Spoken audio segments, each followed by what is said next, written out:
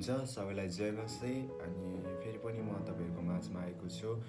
अनि आजको वचन चाहिँ म तपाईँहरूको माझमा यिर्मिया 29:11 पद पढ्नेछु।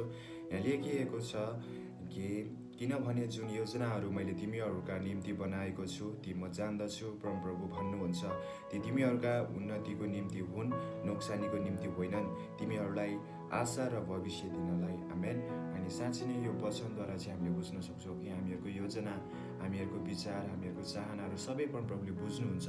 तर पनि हामी कतिपय समयमा चाहिँ यस्तो गर्छौँ कि हामी संसारमा थोकहरू चिन्छौँ, हामी संसारको थोकहरू लिन्छौँ। त्यसैले हामीहरूको योजना चाहिँ किन परमप्रभुले पुरा गर्नु भएन भनेर हामी कतिपय समयमा चिन्ता लिने गर्छौँ, कतिपय समयमा हामी निराश हुने गर्छौँ। तर परमप्रभुले भन्नुभएको छ कि तिमीहरूको निम्ति चाहिँ नोक्सानीको निम्ति होइन कि उन्नतिको निम्ति चाहिँ म तिमीहरूलाई मेरो योजनाहरू तिमीहरूको निम्ति दिनेछु भनेर परमप्रभुले यसमा भन्नुभएको छ। त्यसैले हामीहरू पनि परमप्रभुमा अगाडि बढ्नुपर्दछ, परमप्रभुमा आशा र धैर्यता हुनुपर्दछ।